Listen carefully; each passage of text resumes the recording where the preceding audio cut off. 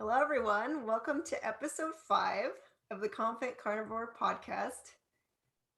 Hello, Brett. Welcome to the show.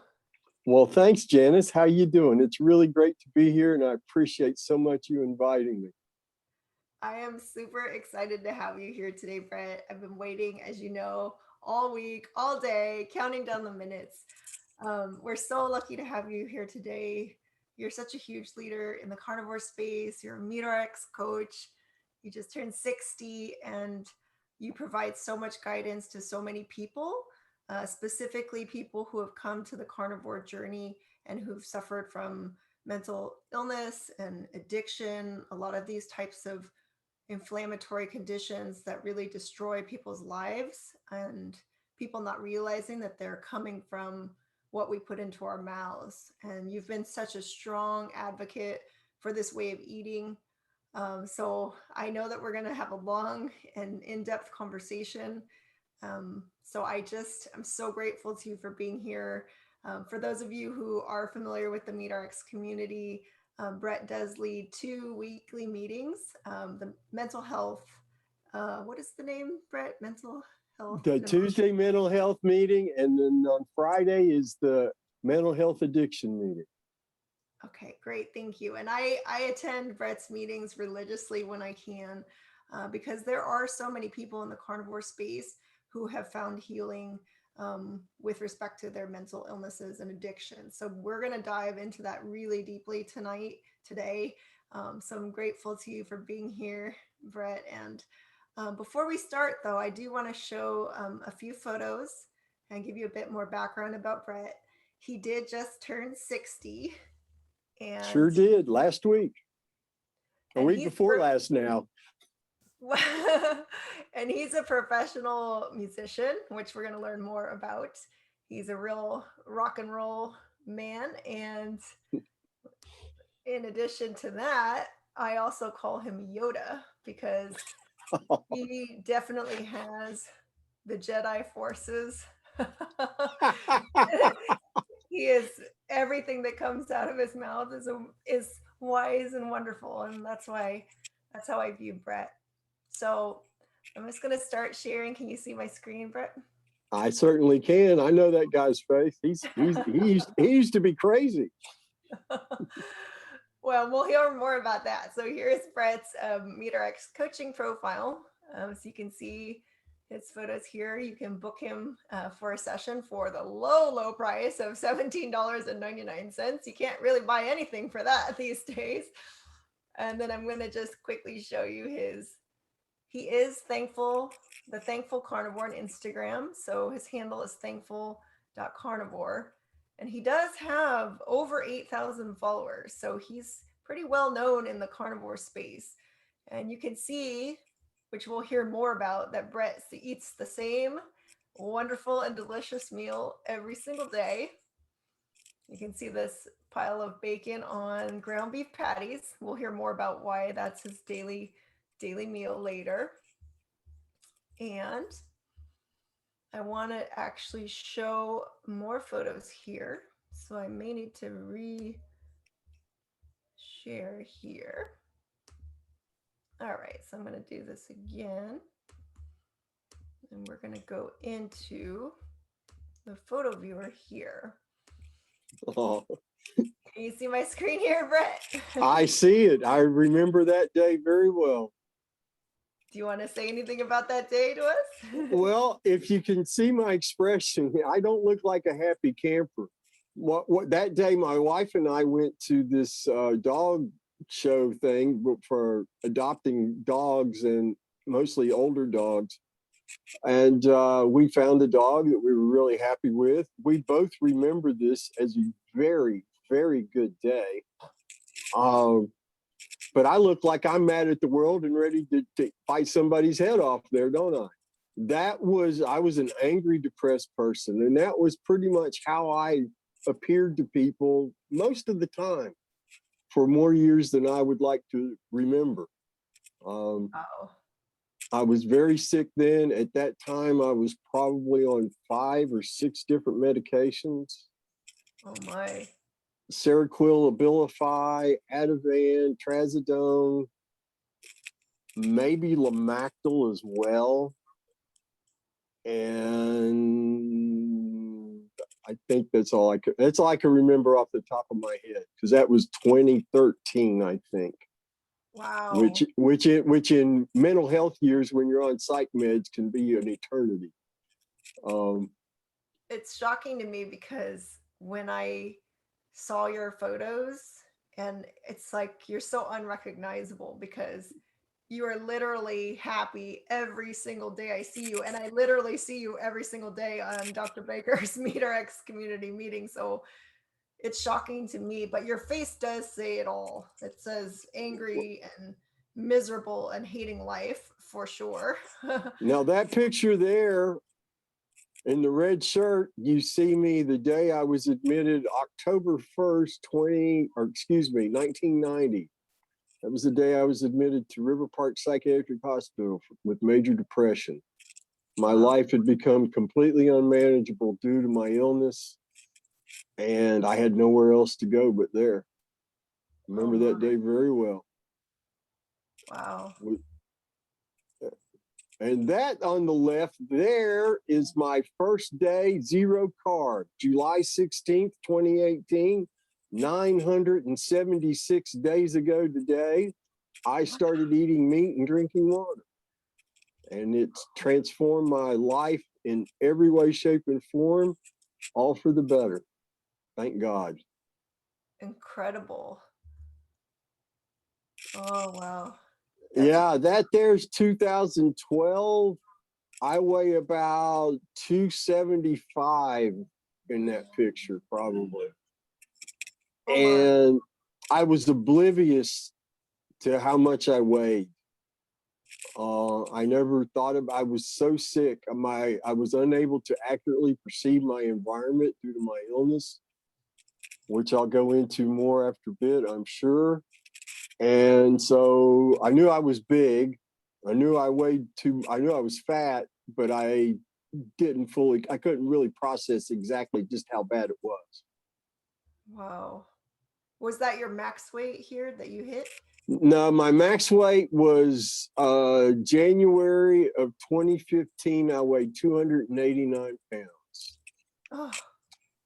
And how much do you weigh now? Sorry, Brett. I don't weigh myself very often because I really don't care. For me, it's are the clothes still loose? And my waistline continues to be shrinking because of the resistance training and the diet, but I weigh about 191.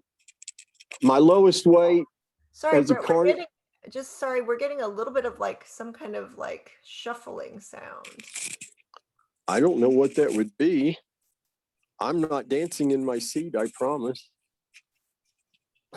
I think, yeah. Let's see. Sorry, I didn't mean to interrupt, but it was like kind of like a paper rustling type of sound. Well, let me see if this. I just turned my fan off. Is that what you were hearing? I think so. Okay. Well, I'll put it to a lower setting. Otherwise, I'll melt right in front of you. Okay. Sorry, I didn't mean to cut you off, but it was just. It's okay. It's all right. There, so. But yeah, what was the last thing we were saying before the fan made too much noise? That you don't weigh yourself and that you. Yeah, I really don't weigh myself that often, because how I gauge my health is by how I feel. But my lowest weight as a carnivore, let me back up. In 2015, I weighed 289 in January 2015. In February of 2015, through a series of things that we'll get into later, I'm sure, I was able to look in the mirror and I recognized how obese I was, and I started going Atkins at that point. Oh. And over a 3-year period, I walked off 94 pounds, low carb, high fat, very poorly done low carb, high fat, because I didn't know you were supposed to keep the fat and eat it. Oh no, we were still draining the ground beef and pouring the fat out. I probably could have gotten better a whole lot sooner if we had just followed those directions. But I'm a guitar player. We weren't nutrition people. We Well, were no just one so is ignorant. really a nutrition person, right?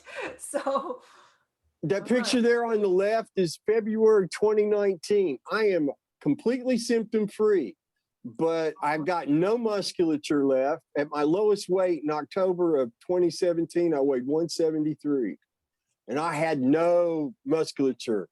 I had as much musculature as this little stick does. That's what I looked like from the neck down. It was a wow. pencil. And that is from 2001. That was me and my beautiful wife, Danielle, who on Instagram is Carnivore Art Life. And we were getting ready to go out that night. We were going to go hit a club for one of those rare times as married people get to when they have kids. Oh. And I weigh probably 255 in that one, 255, 260 there. Wow. And then And here you guys are again, huh? So. Yeah, that's on the left there. That was 2009. And I had started back on Adkins. I had literally decided in 2006, 2007, around that, I can't remember exactly which year right now. I had a textbook nervous breakdown. Classic. I had a 2-month period where I didn't sleep more than an hour or two a night for 2 solid months. And if you don't sleep that long, very bad things start to happen. My diagnosis got bumped up to major depression with psychotic features because, Janice, when you hear kids playing in the yard and you're the only one home, that's sort of frowned upon. Oh, wow. And they put me on a medication called Remeron. And I'll never forget, I slept for 2 weeks. It was glorious. And I gained like 25 pounds too in that 2 weeks just from that medicine. It's a notorious weight gaining drug. And then I went through another 6-week period of only an hour or two's worth of sleep. And things got really ugly then. But they put me on a whole new cocktail of drugs. The doctor finally got a medication called Symbiax, which stopped my mood free fall. But I slept 10 to 12 hours a night. And during the day, I'd have to have 1 or 2 2-hour naps. I was so drugged. It was an existence. It wasn't living. It was, I'm not getting worse, but I damn sure I'm not getting any better. And I have no quality of life whatsoever. Wow. So after a year of that, I'm like, okay, I can't keep doing this. And I'd sort of talk myself, okay, I'm at peace with the things that we thought were the catalyst for all of this. And it's time to get on with life. And I realized I'd gained a ton of weight. And I was complaining to my wife about being so heavy that I didn't like it. And she said, well, check this Atkins diet out. I've heard a lot of good things about it. And so I did I kind of glanced over it all. Okay, get rid of potatoes, get rid of bread, fruit, meat, eat all you want. Okay, I can do that. Get rid of the cake and ice cream. Or get Atkins cake and ice cream and candy. Atkins on it, that was okay. Sugar addict, didn't know it. Anyway, I lost 35 pounds and my mood got better. But at no time did we make the connection that my mood got better because of the dietary change. Wow.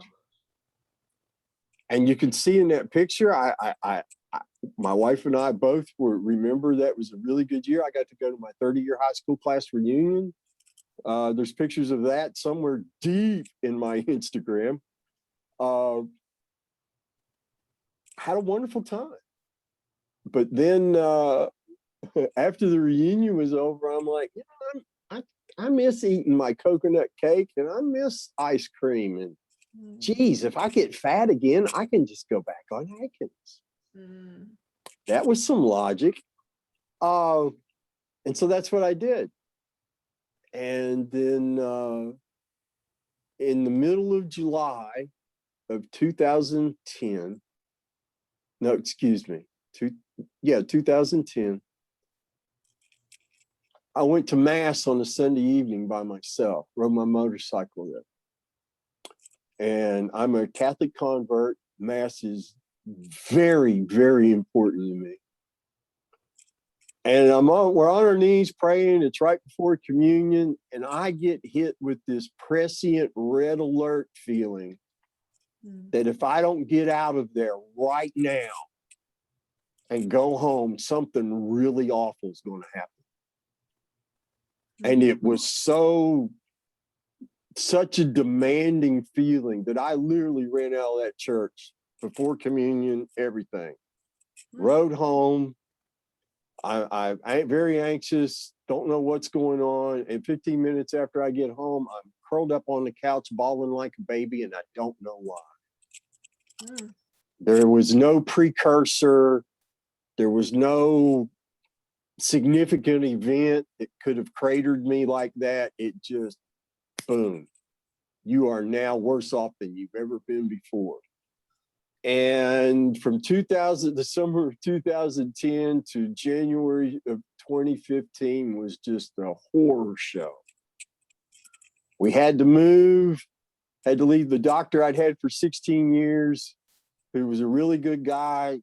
He just didn't have the knowledge to know what to do with me. All he knew to do with me was try me on every medicine combination he had available. And he did. I mean, the list of meds I took was very long. And he tried all these crazy combinations and nothing. It was always the same. I'd get a little better for a while, or at least stop getting worse. And then after a few weeks, I'd crater out again for no good reason. You know, there was no facilitating event precipitating the mental collapse. And it just was a horror show. And all these psych meds, you gain a ton of weight when you take them. And then when you eat garbage the way I was, the only time it wasn't like I ever thought, I need to have some ice cream so I'll feel better. I never, ever had that thought. But I know looking back now that one of the reasons why I was so into the sweets, and my wife would get these triple-decker coconut cakes from Sam's Club. These things were huge. I could end it in 2 days, the whole damn thing, all by myself. Wow. Not think a thing about it. But see, we didn't know what we didn't know. We didn't know that by doing that, I was inflaming my brain even more than it already was. So that, and it was really awful. I had to find a new doctor. That was a nightmare. I'm in a town where I don't know anyone. I got no family. And so I'm fishing for doctors on the internet. And it wasn't a good time. And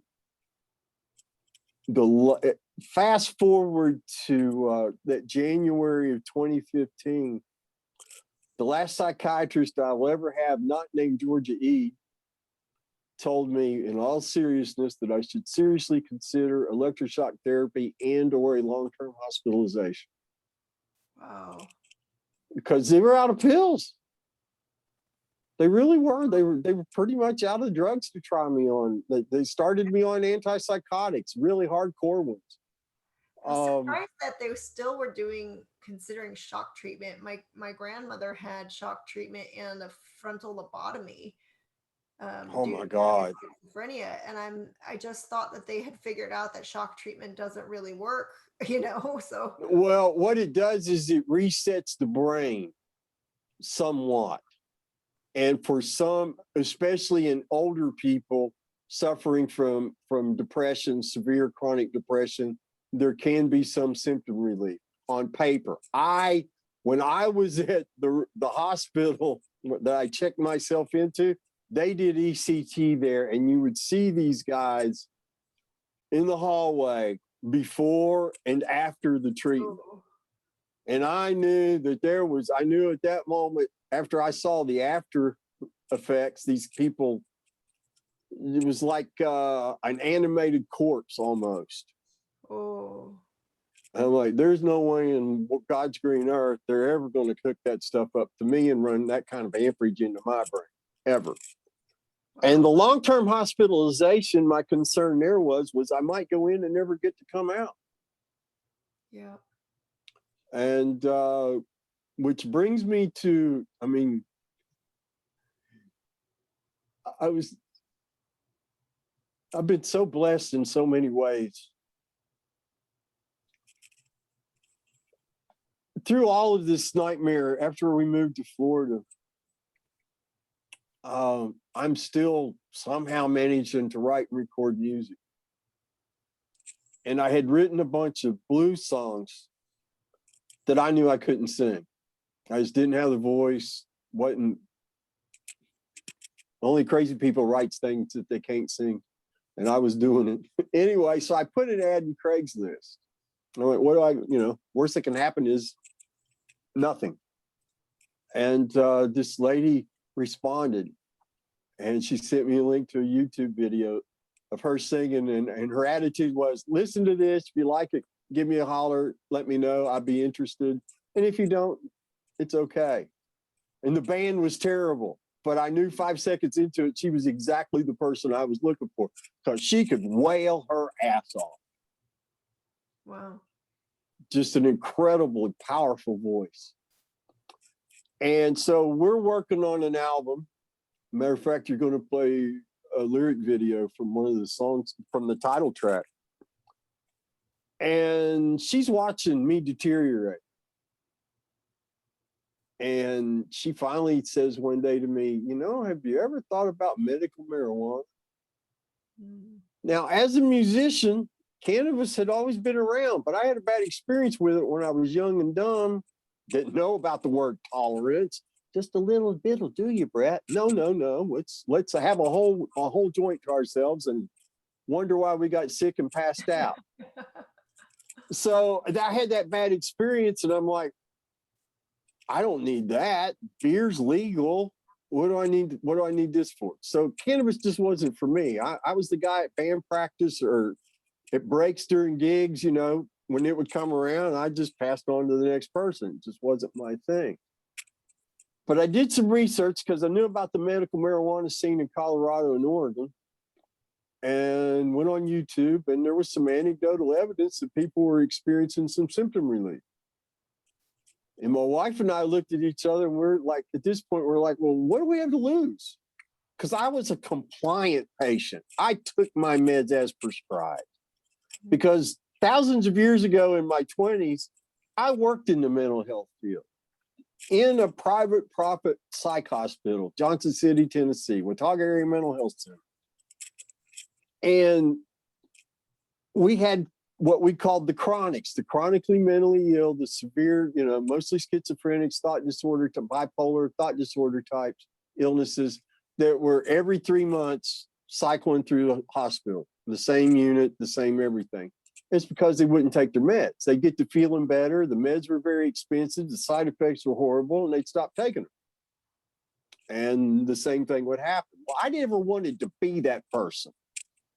I didn't want to be sick. I didn't want to be depressed. I didn't want to be crazy for another moment. So I followed the damn directions. My wife was always astounded because I couldn't hardly carry on a conversation, but I could keep my meds straight. Wow. And I just got worse. But anyway, so we secured 4 grams of flour. My wife found a can of butter recipe. And she made these little quarter-sized cookies. They weren't carnivore, they were keto, but not carnivore. And I was so scared of these things, Janice. I broke one in half and ate it. And like 10 or 15 minutes after that, it was like 1,000 suns had lifted off my body. I wasn't high. I just didn't feel like death anymore. I just didn't feel like crap and awful, and I wasn't angry. I just didn't feel horrible. I can't say I felt good. I felt better. And you never got any of that relief with the actual. Oh, never felt anything like that at all for 23 years of taking those pills. Wow. And then the high kicked in, and I learned that cannabis did what all those medications for all those years couldn't do or didn't do. It treated my symptoms. My anxiety came way down. My mood leveled out. My wife came home. I was smiling and giggling. She didn't know what she walked into. It had been so long since I had felt like that. Wow. And so cannabis became part of my daily life, which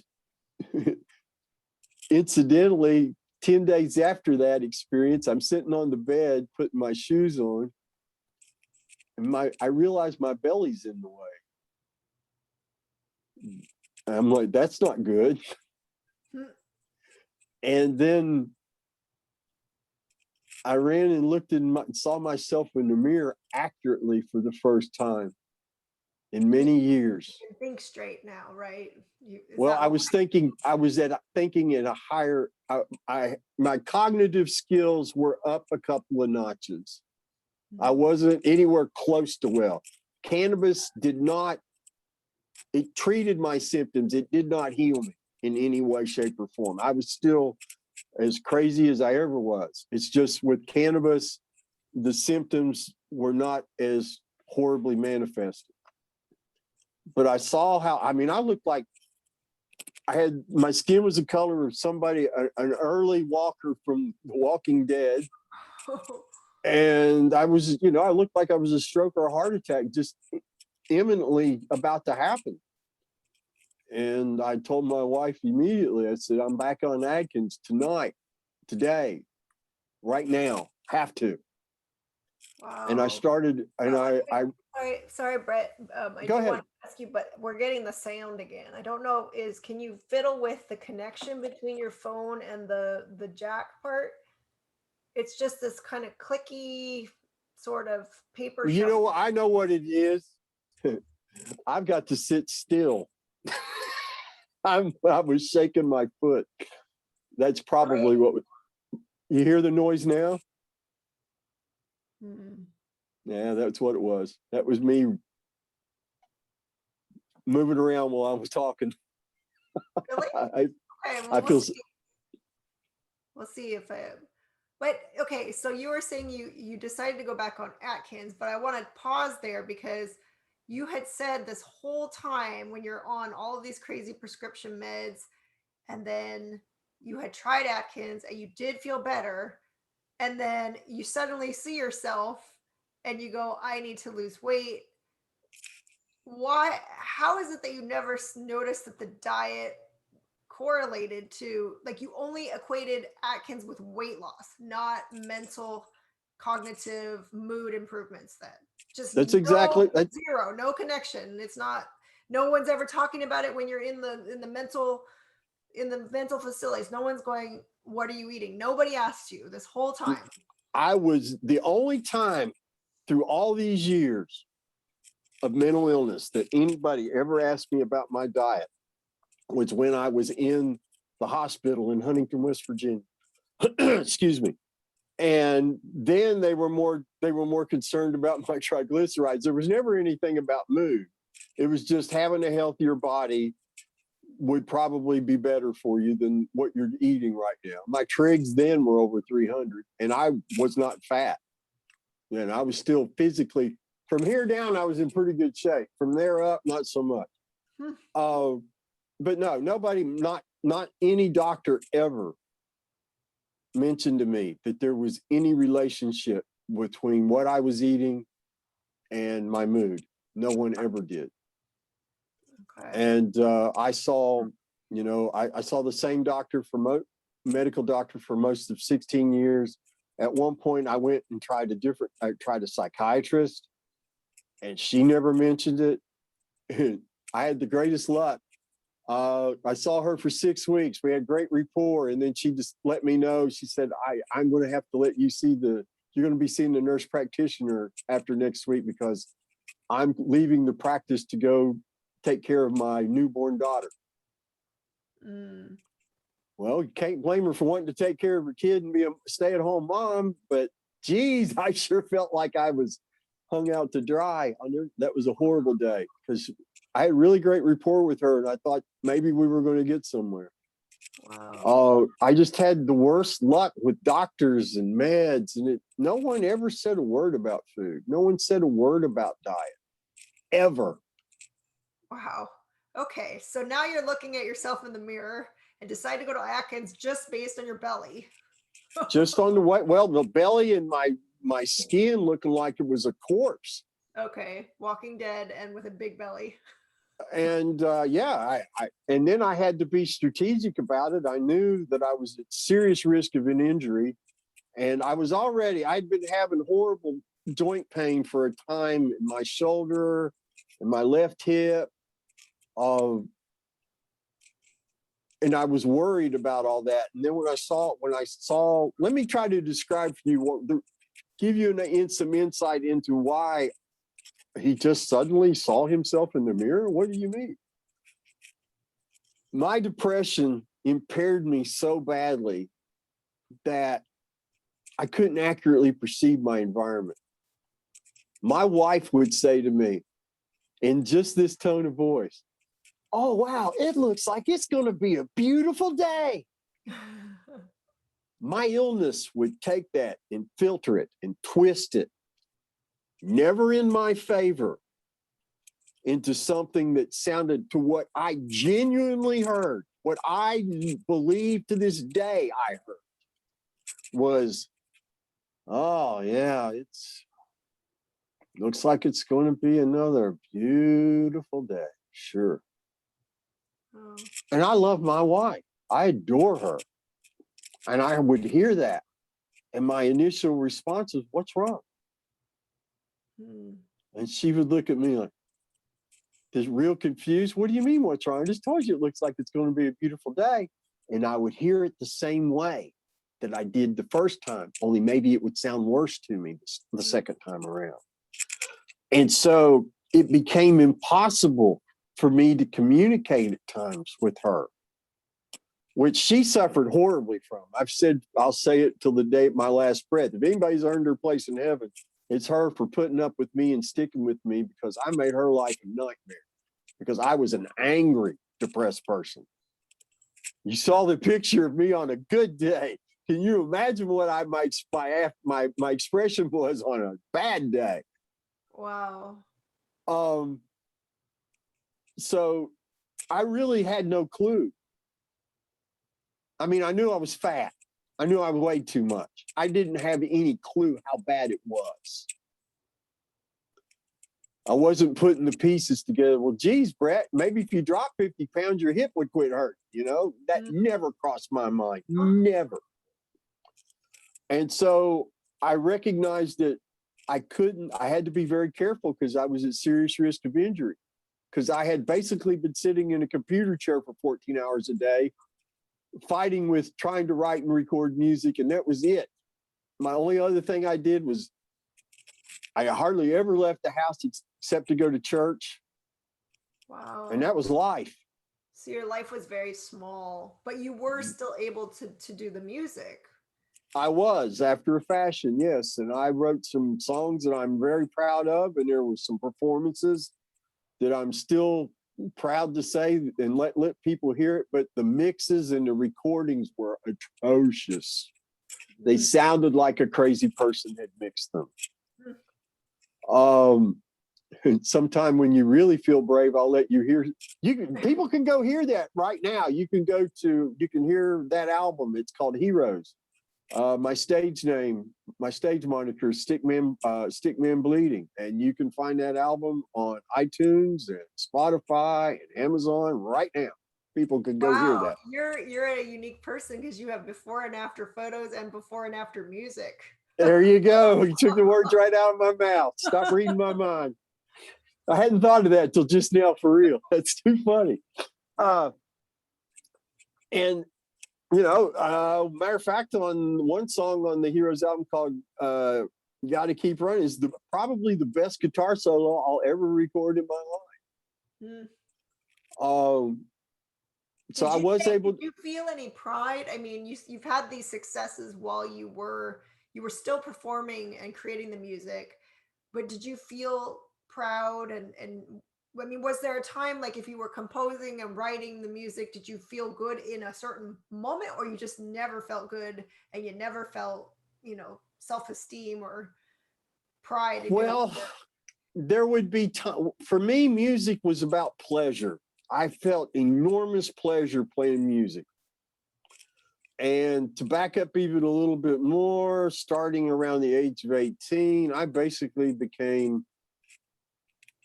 an Orthodox hedonist. Hmm.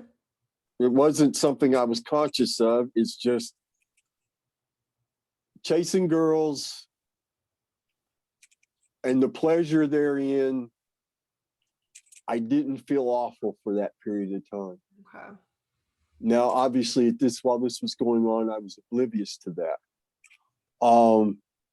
So music, for me, in many ways, was playing a loud screaming solo to a song that touched me emotionally on stage in front of a room full of drunk people, which I did for 20 years. I felt enormous pleasure. I went places in my head that I couldn't go any other way. And for that 30 seconds, minute and a half, however long it was, I didn't feel horrible. And I loved the feel, for me, it was never, playing music's never been about fame or fortune. It was about feeling the air come off the amp, feeling the thump of the bass in the floor come up through my shoes, feeling the emotions of the song I'd be trying to sing. That's what mattered to me about music. It was, if I could pay my bills and just play on a hole in the wall for 5 nights a week, I would have died happy at that time, or as happy as I could think I could be then. But at the end of the song, you're right back where you were before it started. So you really only had moments of flow and joy then? Very much so. When my wife and I got married, that was a joyful moment. When our marriage was convalidated and we were formally brought into the Catholic Church, that was a happy moment. When our kids were brought into the church, that was a happy moment. Outside of that, there weren't all that many of them that I can remember specifically. I did a church program after I had to quit playing in bars, mainly because I became so disagreeable, nobody would work with me. Mm. And the only reason I got to work as long as I did was because I wasn't an alcoholic and I wasn't a drug addict, and I showed up on time and I was prepared for every job. Because to me, playing music was life or death. Now for me, it's just a joy. But I think the other thing, I got to direct a program at church, a music program, and I got to do some of my own songs. That was a happy moment for sure, and confirmation was happy. Then especially after we moved down here, there weren't really many happy moments at all until I went carnivore. Okay, so you basically had, if your pie chart was representing the split, then what it would be like 1% happiness and 99% daily unhappiness kind of thing, or? Well, I would say, I know in hindsight that I started first experiencing symptoms, sleep disruption, and serious mood drops at the age of 15. Wow. But of course, at that time, this is, the early 70s. There's not a child psychologist on staff. There's nobody around trained to recognize any of that. And I was an angry enough, depressed kid to where I was voted class grouch in my graduating class, and I earned it. And I was really offended at first, but then a couple of years later, I got to thinking about it. I'm like, oh my gosh, I deserved every bit of that.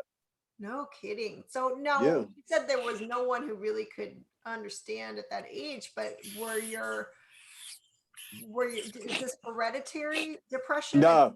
Your parents were not like this, or your siblings or anybody, relatives? Well, out of the 4, I grew up in a classic standard American diet home. Mom and dad had an enormous vegetable garden. I had fresh vegetables year round, either picked that day or canned. And I had tons of meat, and there would always be one or two starches, you know, potato with some bread and butter or roll or something like that. That was classic food pyramid, what you're supposed to do. Out of the four of us, my dad passed away last year from end-stage renal disease after 20 plus years of type 2 diabetes that nobody told him was reversible. Wow. And these last 4 years, he suffered horrible accelerating dementia. And my mom had some minor autoimmune issues, if you call anything autoimmune minor. Wasn't anything that was going to kill her, but it made her life uncomfortable. And she had all kinds of physical ailments. She was always having surgery for something every 5 or 6 years. My little baby 6 foot tall sister suffers still to this day from ulcerative colitis and IBS. She treats it with a keto diet, but yet she still suffers symptoms, and she chooses to manage her illness versus eliminate her illness, even in the face of what I explained to her and what I've accomplished. Wow. And then I suffered from over 40 plus years from horrible, severe chronic depression, anxiety, and insomnia. That's from following the standard American diet to the letter. That was not, there was no ice cream. There was no coconut cakes. There was very little candy at all, except holidays and maybe Halloween. I was an athlete. That's probably the only thing that kept me from getting sicker sooner, was I was burning a lot of this garbage off, because that was the first time, looking back, I approached playing sports in a very unhealthy manner. It was life or death. Losing was the worst thing ever. And football practice always started August 1st, and my mom would say, I won't see you smile again until after basketball season. Wow. And of course, you know, when you're 14, 15, 16 years old, that just flies by you. Even if you're with it, you're a teenager, you've got teenage tunnel vision. You know, I heard it, but it didn't register. It didn't have any meaning to me then. But looking back, I realized what she meant very, very well. And, you know, my life growing, everybody else talks about high school, having fun. I had a terrible time in high school because I was nuts. And I was a good enough athlete that I played well for the most part, except when I didn't. And then losing, I couldn't handle it. I was terrible at it. I was the world's worst. It was one thing to be beat. I didn't mind being beaten. If somebody beat me, that means they played a better game than I did. But to me, losing was mistake-ridden failures, and you did this wrong, you did that wrong, and that's just, I hated that. And so while everybody else, is it like a self-loathing kind of, I mean, is that the feeling, or what? Just it wasn't self-loathing, it was just utter disgust. Just complete, this losing sucks. This feeling of losing sucks. You know, this is horrible. And it would, you know, I couldn't shake it until the next time we played a game and won. God help us if we lost 2 in a row. Wow. You know, I was sick from a very young age, despite eating healthy, despite being physically active, which destroys the eat less, move more theory and exercise your way to sanity theory, because nobody worked harder than I did at being good at what I was playing. So the runner's high didn't help you. I never got a runner's high. I never experienced that one time, to my knowledge. My high came from when I took the jump shot and it went through with a big pretty swish. That was my high. When I got a rebound and hopefully knocked somebody down in the process, for the opposing team, that was a good feeling. I was very aggressive. I wasn't dirty. I was aggressive. When the ball went up, it was mine. Wow. That was my attitude. So you were very intense, and your sense of everything being okay was super conditional based on external events and down to you like knocking somebody out of the way to hit the ball into the hoop. Very well diagnosed, my friend. And it was just, looking back on it, gosh, I wouldn't do that for a million years. Again, people are like, if you could go back and do high school over again, you want to. And I'm like, no, only if I'm carnivore. Right. and only if I don't have to play sports. I'd rather start learning how to play a guitar in the 7th grade instead of, because I had delusions that I was going to play college ball. Wow. I was never quick enough. I was never going to be big enough. And yeah, I could jump pretty high for a guy that was 6'1", 6'2", but when you go to the next level from high school, those 6'7", 6'8", 6'9" people, they can jump higher than you. Right. In addition to their height advantage. So good fundamentals and hard work ran into the wall of physics. And I had to accept that reality. And I didn't handle that real well. Wow. Because I really genuinely, truly believed that I could do that I could accomplish that. And sports became so miserable my senior year, halfway through the season. It was so awful. I did something I never imagined I would do. I mean, I worked from the time I was 10 years old with the idea, because the high school I went to had a very, very prestigious basketball program for such a small school. State titles, always in the mix for winning the tournament. And so I had real beliefs and dreams that I was going to be one of those guys who finally got to hoist the big trophy and all this kind of stuff. But halfway through my senior season, I was so unhappy, I quit. I quit doing what I loved most of all. And that was like, looking back on it, that was the first time I can say that's when I really, truly sabotaged the hell out of myself. So that was a pattern of just sabotaging your own progress in your life then. Exactly. And it was the beginning of a long pattern of doing that. I've sabotaged more jobs than I would ever want to own up to. I sabotaged my psychology career out of existence. I'd get in a band and things would be going great, and I would either create a delusional reason why it wasn't working and I needed to go to something else, or I would become too difficult to work with and I would be encouraged to go look for something else. Wow.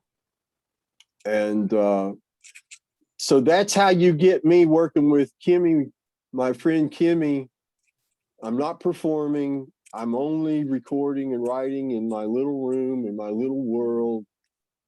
I did get some airplay on some internet radio, and I don't know if I guess people like some of the music because people still buy that stuff today, which I find humbling and incredible because of how poor the production quality is compared to what I'm capable of today as a sane person. But there were some accidentally good recordings.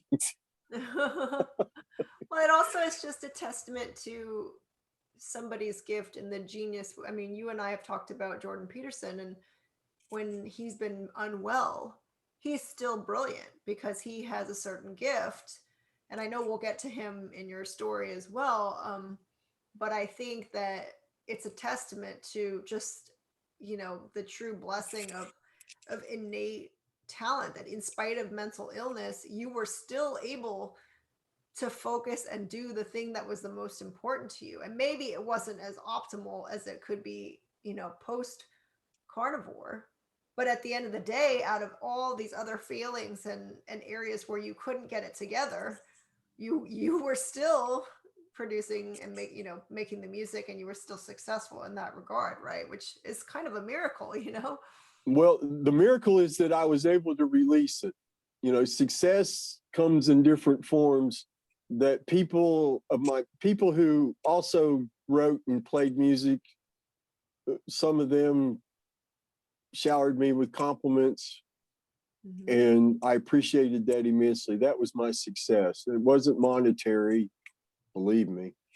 And it certainly wasn't fame, but in that little niche that I found, I had a decent reputation.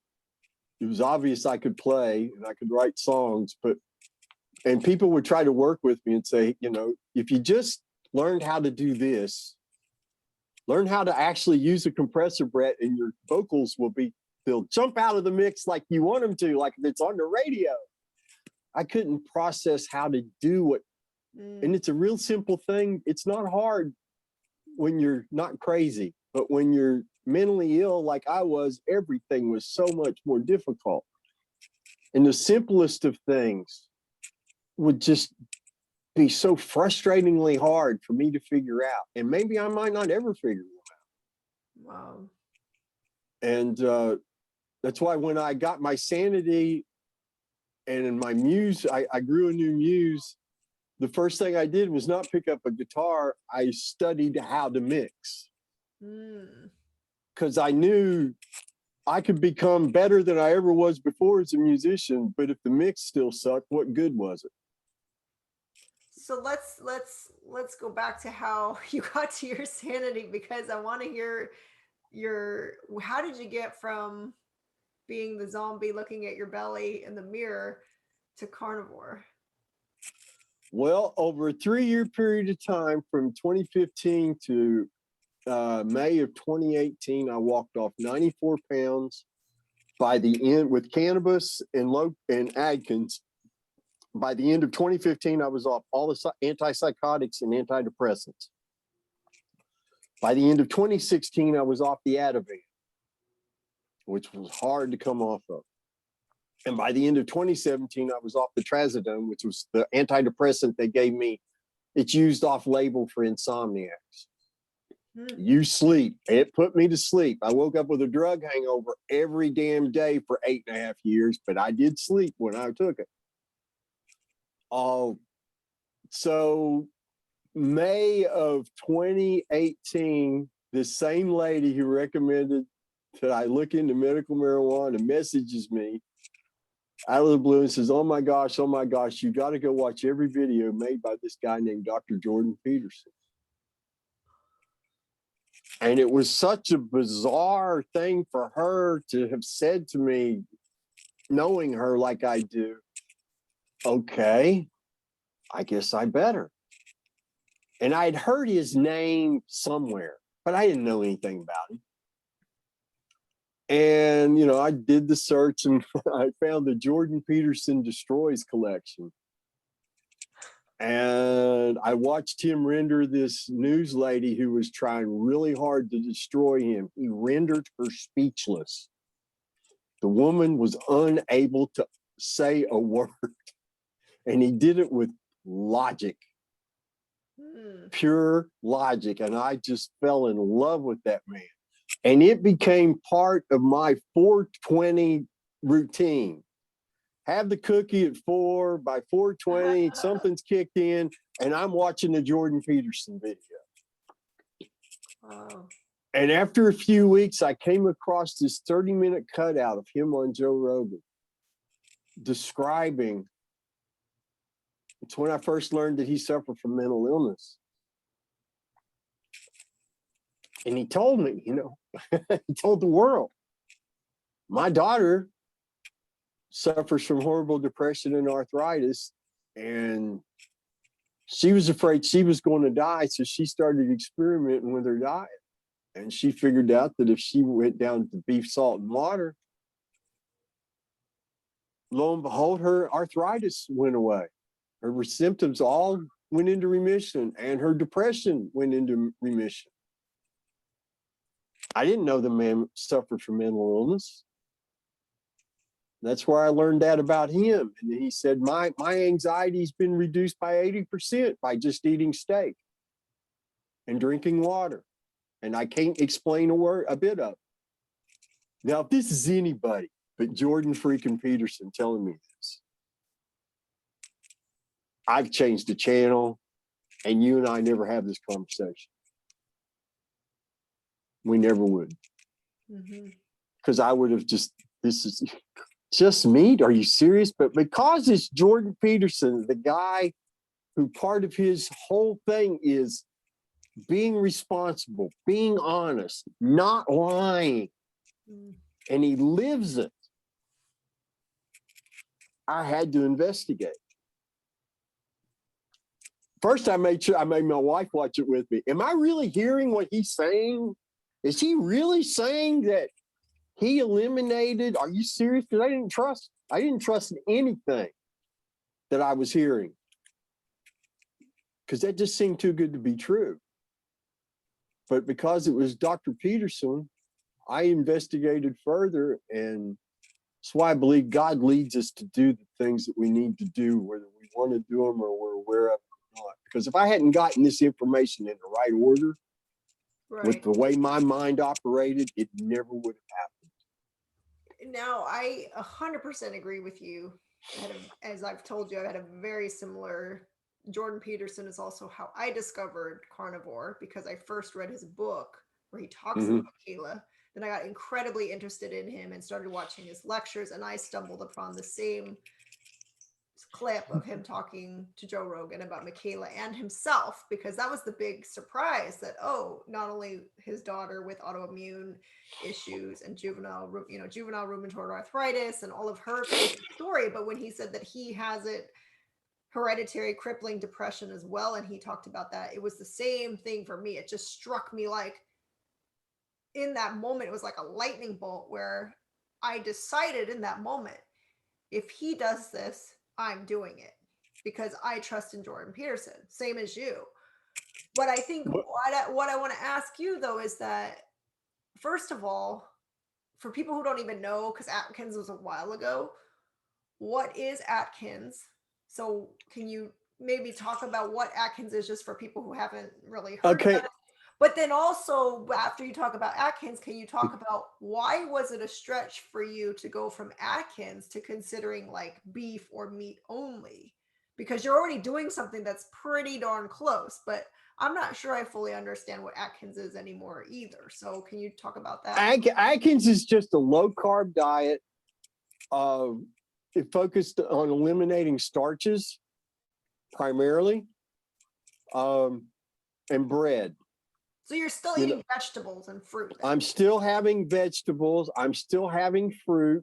Okay. I had way too much fruit. Nuts? I mean, I don't quite remember. I had a ton of nuts. Nuts were on the list. They were on the list of things you could eat. And I believe. Are you eating plant oils too in this time? Sorry. Of course we are. Of course we are. Okay. Sorry. Just want to make sure we bracket that, because I only remember vaguely the Atkins diet coming out and my parents being horrified because they recommended eating bacon and eggs. And so that was already very against the low fat.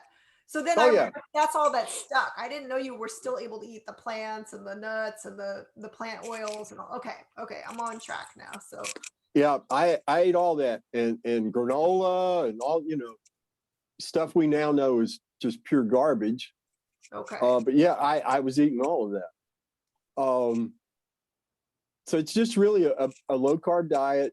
It's a lot of people do really well on it. And had we done it properly, had we been consuming the fat instead of pouring the fat off the ground beef, who knows? Maybe I don't need to go carnivore. But that's not what happened. Okay. So after I found Dr. Peterson, and I'm like, okay, I didn't decide then to start. I determined that I needed to investigate so that I could learn more and be sure. Because just eat meat? That's crazy. Come on, Janice, it's just nuts to just eat meat. And then the next video up, when I typed in all meat diet, was Sean Baker on Joe Rogan.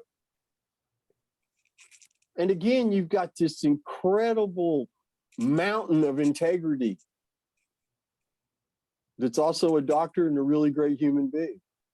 I mean, you know, Air Force combat surgeon, they just don't let anybody do that.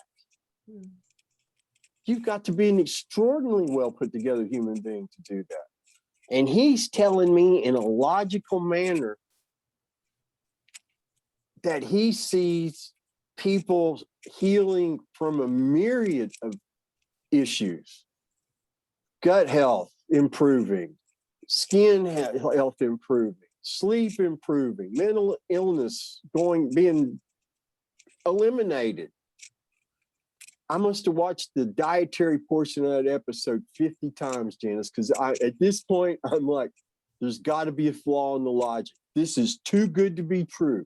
No doctor intimated, suggested to me, hinted that there was any relationship between diet and what was wrong with me. No one ever did. And there's no, you know, if anybody goes back and watches that, there's no holes in the logic whatsoever. Mm-hmm. And so then the next video I found was Amaryl Hearn giving a talk at Keto Fest 2017. And again, I'm a musician. I don't know squat about nutrition. I know, even though I'm college educated to a degree, there's so much I don't know, it's ridiculous. Because I more so majored in psychology and beer than I did anything else when I was in school. But she explained in a way that I could understand how we literally as a species came down out of the trees eating meat. It's how we grew our brains, how we grew our strong skeletal structure. And I'm like, I had enough pieces of the puzzle. I've got to do this.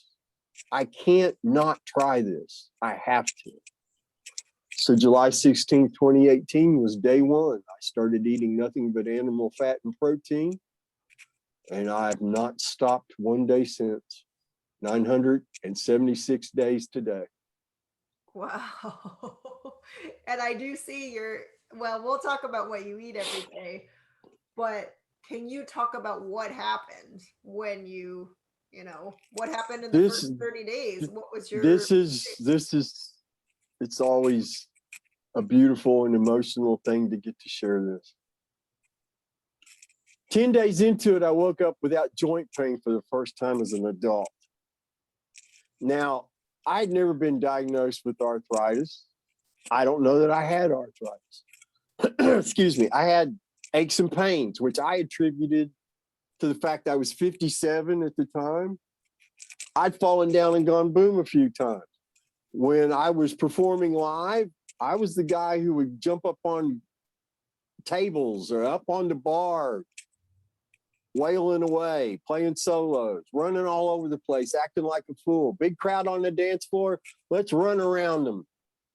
Oh, and if we step on a wet spot where somebody spilled their beer and our feet point to the ceiling, we'll protect the guitar, keep playing, and let our body absorb the fall. And if you walk around like a question mark for a couple of days, who cares? That's rock and roll. Wow. I had those kinds of aches and pains. I was ambulatory. I could get around. But when you wake up without any joint pain in your body at all, I felt like I was a little boy again. I was taking early morning walks then, 5:36 in the morning. I'm skipping down the sidewalk, giggling like a little kid because I can, and it doesn't hurt. Wow. And I remember thinking, I've got to stop this. Somebody's going to see me and report to the cops or some crazy guy giggling to himself, skipping down the sidewalk. He's obviously high on something, and I wasn't high on anything. I was high on meat, I guess. And then on the 24th day, I'm taking my walk. And it's like somebody flipped a switch. And all that rage, and all that misery, all that darkness, and all that crap that kept me from being the person I always wanted to be, just went away. It went away, and it was replaced by a waterfall of joy and happiness. that hasn't left me since. Not for one day has it left me. Ever. And that's why I do these interviews. It's because people need to know you're not broken. You're not a genetic mistake. Your mom and dad didn't make an error. We were just taught to eat inflammatory and toxic nonsense. And it ruined us in so many ways, but you can heal. You just have to stop putting the stuff in your mouth and only put nutrition in your mouth instead, which for me and for you and for many thousands of others is just meat and water.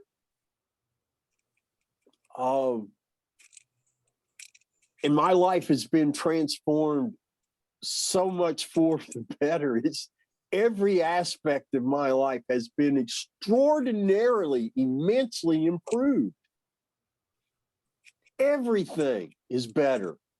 Not just my attitude, my outlook, and my mood, but how I conduct myself. I was so horribly socially inappropriate for years and years. You couldn't take me somewhere unless you were willing to accept the risk that I might say something really bizarre or really insulting and not care a bit that I had done so. And then my wife is a month behind me in carnivore, and she suffers from horrible arthritis in her shoulders and in her hands. And after she saw I survived the first month and my mood improvement and the fact that my skin, she's a couple years older than me, but she always looked years younger. Well, suddenly my skin was healing to the point to where she definitely wasn't the skinniest person in the house anymore. And her skin wasn't doing her any favors compared to mine. And what it's done for us as individuals has been incredible. What it's done for our marriage has been nothing short of miraculous, to where it's like, at times, it's almost like we're in an incredible fairy tale. Wow. Just from eating meat and drinking water. And you mentioned before that your world was so small, just you working on music and going to church and not being social, or I've known you for a few months, and it's like, it's hard for me to even believe that that's how you used to be, because you're incredibly social and bubbly and you engage everyone in every meeting room I've ever been in. And so the only reason I know that that's true, that was you and you were like that, is because I've lived that myself, going from being extremely depressed and reclusive and antisocial to suddenly being confident and open and excited and joyful. And so because I've lived it, it's easier for me to fathom that degree of transformation is possible. So can you talk about how your life started? Like, was it just gradual, or once you hit day 24 and everything opened up, it's almost like, a fairy hit you on the head with her wand. So how did your life unfold after that, when you found happiness?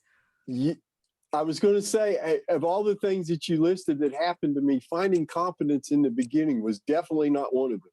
Okay. Because I had been sick for a very long time. And as I remind people, as I've said to you before on numerous occasions in our meeting discussions, there's not a toolbox full of happy skills waiting for you with your name on it, with an instruction manual. I had to literally learn how to be a regular human being again.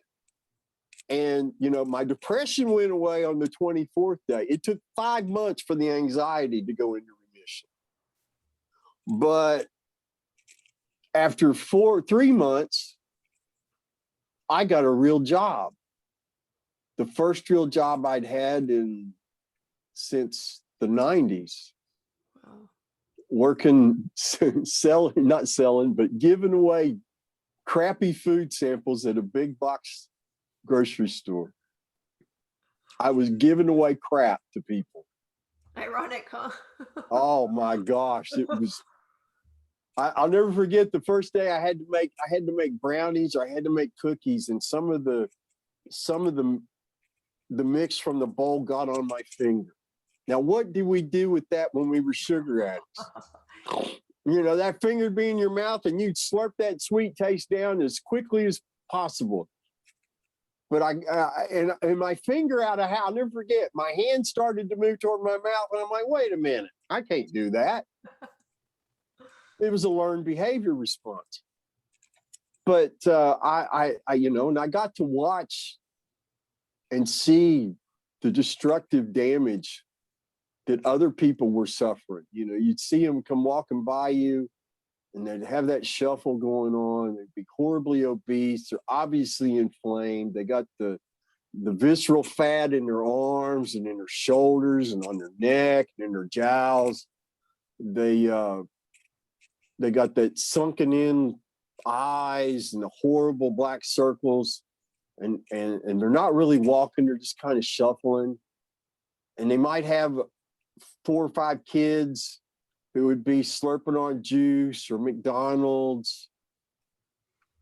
And you just would see this for hours at a time. And it was just, I would want to go get the PA and, hey,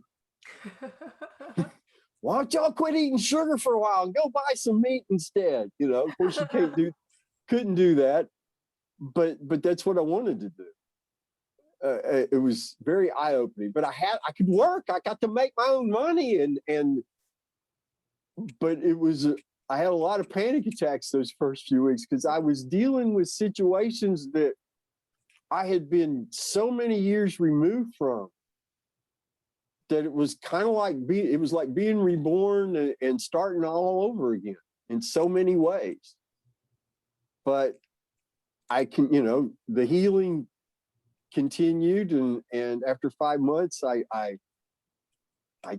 actually worked 2 jobs for a while. Wow. And then I got what I thought was going to be a really great job selling cell phones in that same big box store, only it wasn't commission only. I did make a commission, but I also made an hourly wage. And people were coming to me, and I didn't have a quota of sales I had to meet. All I had to do was show up on time, be good to customers, and work hard at being better at selling. Which selling 90% of selling is just making good eye contact and getting people's attention and getting them on your side. I could do that all day long. I performed in front of drunks and alcoholics and drug addicts for 20 years. I could make them laugh. I could make them dance. I could make them do all sorts of things. Well, I didn't have any problem. But it was coming from that was acting, right? No, that was not acting. That was me. But it was coming out of you're a depressed, and the true you was surfacing then, is what you're saying. The true me would come out when I played music. Yes.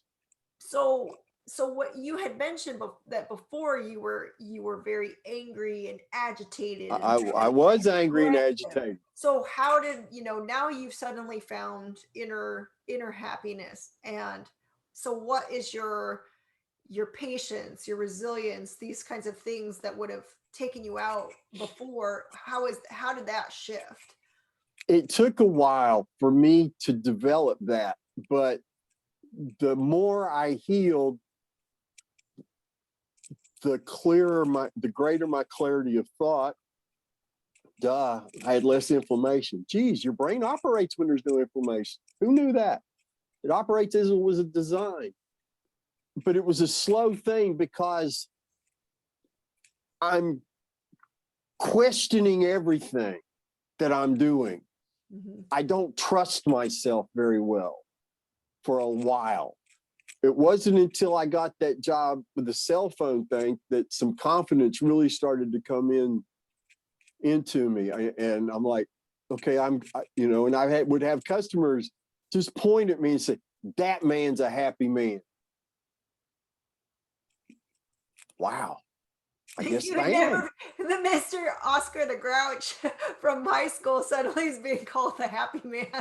Yeah, I mean, and so I felt pretty good about that. Yeah, I knew I wasn't looking like I used to, and that was something I had to work on in the beginning. And my wife, for instance, now she's confident. I'm not. If I've got an annoyed look on my face, I'm not backsliding. I'm not descending back into the pit. It's a normal thing. Wow. But And she had a hard time adjusting to, because she lived a nightmare. And I'll never forget, I was maybe 6 weeks into the cannabis, and I walked up to her at her desk. And there was something in my manner. I was in a great mood, but something about that made her flinch. mm, And I'm like, that's a learned behavior response right there. mm-hmm. And, we've talked about it at times, and she had a really hard time for the first 3 years between Adkins, the improvements that she saw with me on cannabis and Adkins, and then the first year of carnivore. It was a serious period of adjustment for her, because She suddenly, had to trust you too, right? yeah, she had to learn to trust me in all sorts of ways that she couldn't before because of my behavior. And so there was a lot of readjusting and relearning of normal things, how to carry on a polite conversation. It's hard to believe, because it's like you're smiling from ear to ear literally every single day. Your face is filled with joy. So, like I said, it's very hard to fathom that this is where you started to where you are now. And the way you describe it, to use like a musical metaphor, when you came out of the depression and you were healing, it's like, I imagine, like, how they say the words aren't matching the music, right?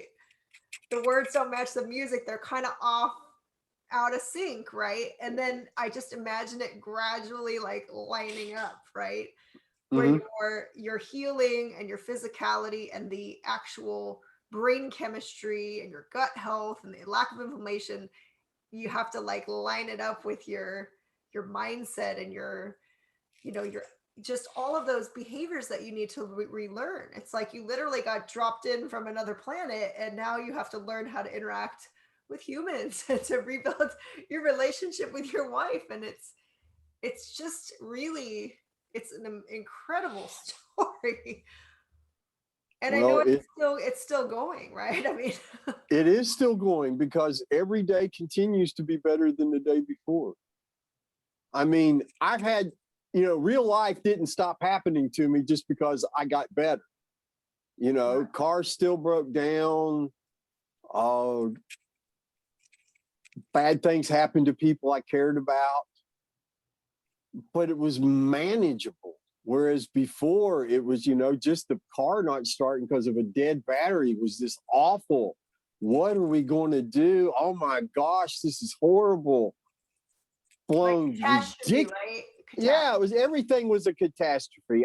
And everything was horrible. And, you could give me 10 valid, solid, logical reasons to do these smart, healthy things, and I would argue with you until the sun fell out of the sky into the water why you were wrong, Wow. for as long as it took, until you either got tired and left, or you capitulated and agreed with it. Didn't matter how long it took either. Well, I think one of the things that you and I have discussed at length, and kind of a common theme of your mental health meetings that you lead, is that when you do struggle with mental health issues, certainly to the magnitude that you had them and that I had them, that you have to be really true to what you're eating and to what works for you. So can you talk about what you eat and how you figure that out and why you stick to it religiously? I think that's a really important point we need to touch on. Well, in the beginning, Before I started the way of eating, I did some research. I was blessed to discover the Zeroing In on Health group on Facebook, which is where Kelly Hogan and Charles Washington, Amber O'Hearn, Dr. Lisa Wiedemann, all of them are there, along with a lot of other 10 plus year carnivores. And I was so fortunate to find them because they had the directions. That's where I got those directions. Oh. And I learned also the biggest complaint for people who didn't succeed was they got bored eating just meat. They got bored eating ribeyes every day. Well, my first thought was, well, intellectually I could understand it, but then I'm like, well, why are you just eating one kind of meat? Why not have two? Why does it have to just be one? There's no reason for it. It's just some people, singular mind, they're coming from an inflamed brain place. And I realized bacon was never my favorite meat, but I could never think of a time, Janice, that I had bacon on the plate that I didn't enjoy the meal. So I made a conscious decision that I would always have two types of meat, and one of them would always be bacon, always. And so in the beginning, first 2 weeks was steak, bacon, and eggs. The eggs stopped being satisfying after 2 weeks. Eggs were, I haven't had any eggs since then. I haven't. They still tasted good, but there was no there. Mm. And so then, it was mostly steaks. It was mostly steaks and, occasional ground beef patty and bacon. But I would have pork shoulder roast with bacon. My wife was like, is that not enough pork for you? Would you like some more pork to go with your pork? I had bacon with shrimp and bacon with fried fish, and it was all delicious. And I healed significantly with that. But then one day in December of 2018, we're in a different big box store. We're in Sam's Club. And they have an enormous meat section.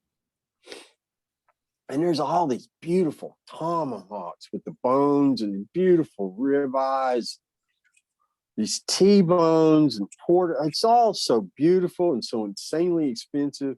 But what jumped out at me out of nowhere were these tubes of 90-10 ground beef. Now, there's all these beautiful steaks and fillets and all this stuff spread all over the place. But I can't take my eyes off this tube of meat. And we walk over and I pick it up and I was 90-10. That's pretty lean, but just look at that. And I looked at my wife and I said, I got to try this. Got home in time. I was starving by the time we got to the house that particular day after we purchased that. And I knew after I took the first bite, this is what I've been missing. It was so satisfying. It was just incredibly satisfying to eat that meat. Not to mention it was bizarrely delicious. And so that's how I came upon the bacon and lean ground beef combination that works perfectly for me. And with the exception of maybe 5 meals since December of 2018, I've only had lean ground beef and bacon 3 times a day, 7 days a week. Wow. And it's just as delicious and satisfying to me today as it was the first time I had that combo. And it never gets old, then you're saying? Never. Well, honey, if it got old, I wouldn't keep eating it. I'm trying to find a wonderful picture of your ground beef logs. Well, there's only like a 1,000 of them. Well, I know you have pictures. There's 1,000 of the meal, but there aren't as many of you carrying your giant logs. Oh, okay. Because when I did see those, I'm not finding them readily. But when I saw the picture, I thought, wow, he isn't kidding. I mean, there's like what 3 feet? They're 10 pound rolls. chubs is what they call them. It's a 10-pound chub. Chub? That's what they call it. I have no idea what they're always going to look like rolls to me, but that's the proper term for it is chub. Okay, so when people look at your Instagram, which I wake up most mornings to see your meal, which is the ground beef patty with the bacon piled on top, and it always looks delicious every single time. So I think you had mentioned that you can eat that maybe three to four times a day, right? You're having. Well, I normally am only hungry 3 times a day. If I've been physically active above and beyond, then sometimes in the evenings I will get hungry again, and then I will only have bacon. I'm not going to eat that big heavy meal that late in the evening and then try to go to bed on it. I will have 3 or 4 slices of bacon on occasion as a 4th meal, but that's only under specific circumstances. It was really hot that day, 95 degrees, and I worked and outside, or I was busy doing something outside, or maybe I just decided to walk 6 miles that day in the heat because the wind was blowing and it felt good. Those are the times that I'll get hungry later in the evening. But have that 4th meal. But there's no fasting. You're not feeling like you need to fast. I cannot fast. Okay. I learned the hard way, and that's how it dovetail into the cell phone job nicely, because I had to give that job up because I couldn't eat when I was hungry. Oh. And here's how I learned this lesson. I learned this one the hard way. Because the rules of the job were you could only eat during these certain times. But if a customer came up to you like 10 minutes before time to go eat, well, your lunch got 86 until that customer was finished being dealt with. And inevitably, most of my phone sales were to people who came up like 10 minutes before time for me to go eat. So I tried feasting before I went to work in hopes that would get me past an hour past my scheduled lunchtime. Long story short, after working that job for 2 weeks, made really good money, Janice. I hated losing that job because the money was so good. And it was easy. It was easy. My wife and I, the first weekend I had off, we start having a disagreement. And I remember thinking at one point, we're really pouring a lot of energy into this argument, but I'm making some really good points. Let's see where this takes. I remember that conscious thought. And at one point, my wife just throws up her hand. She said, "You're not making any sense at all. You sound just like you used to right now." Ooh, that got my attention. Yeah. And we had to figure it out. And the only thing I was still eating the same amount of meat every day, but I couldn't eat it when I was hungry. Wow. And I figured out meat is not just my fuel, it's my medicine. And if I'm late taking my medicine, bad things start to happen to me. I'm unable to accurately perceive my environment. Now, it never got as bad as it did when I was so sick, but that was as bad as I ever wanted it to get again. And it's, with the exception of the time that I fasted to take a blood test, because somebody actually ponied up the money. They were curious enough to pony up the money to see my lab work. Because I could care less what my lab work is. How I feel is how I judge my health, not by lab values on a piece of paper. But I had to fast for 12 hours to take that test so the results would be valid. And it took me 3 days to get back to my version of normal from that. I had to kind of seclude myself because I was very disagreeable for a couple of days. Oh, it's amazing. So when they say let food be thy medicine, it is. And I know I've heard you say 1,000 times in the meetings that when you have mental health issues, you have to prioritize your mental health above all else, because without it, you have nothing, right? Amen. And we talked about, remember after New Year's, and I came onto the meeting and I had some vodka, not very much. I remember that very well. Vodka, and I was a hot mess.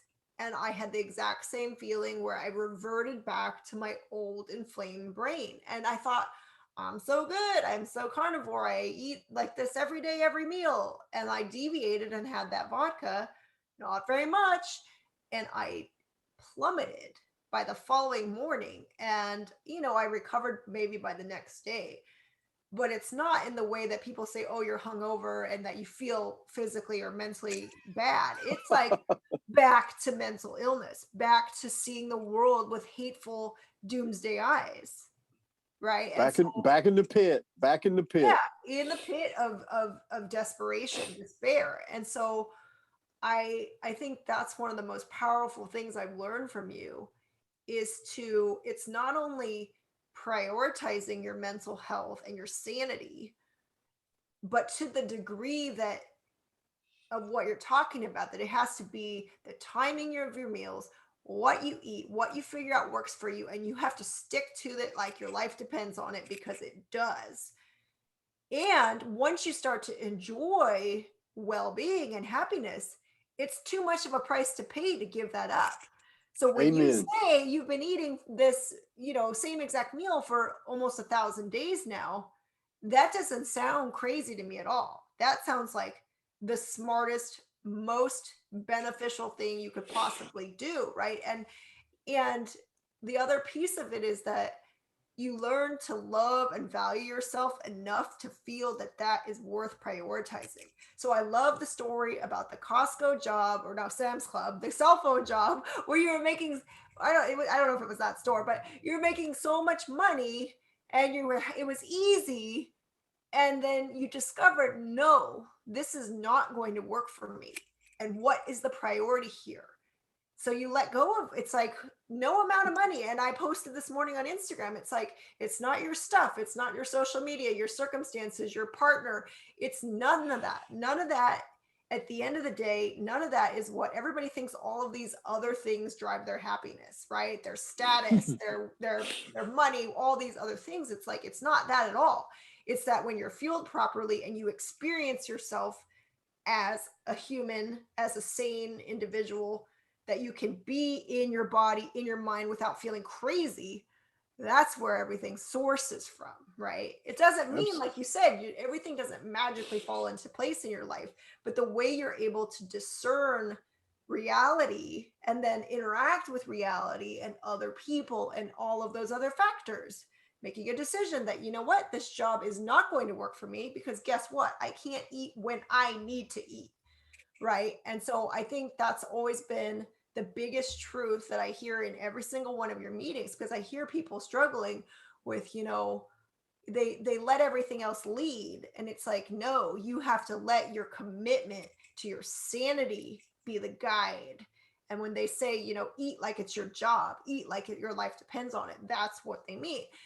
But I don't want to see, I think the tendency is people hear this, right? It's like, I'm on day almost 70 of eating fatty ribeye and water, because that's what works for my sanity. You're on almost day 1,000 of eating this ground beef and bacon pile. I know it looks like a pile, sorry. So you're on that, right? And I think when people hear that, because they're still suffering and they're not in the space we are, they think that sounds restrictive. They think that sounds crazy. And it may sound even to some overwhelming or complicated to try to figure out that formula for themselves. So can you talk about your rules so that people don't go, well, I don't know, how am I going to figure that out? Can you tell people what the rules are that you share with all new carnivores? Well, to what you said just a minute ago about it's restrictive, you want to know what's restrictive? Depression's restrictive. Depression restricts everything. It's like, people, I bet your songwriting flowered while you were sick, because the melancholy is so, expressed beautifully in music and blah, blah, blah. No, being depressed didn't make me good at anything, ever. It didn't make me better at anything at all, except being a worse person, of the directions. And again, I got these from the folks at Zeroing In on Health. They figured all this out.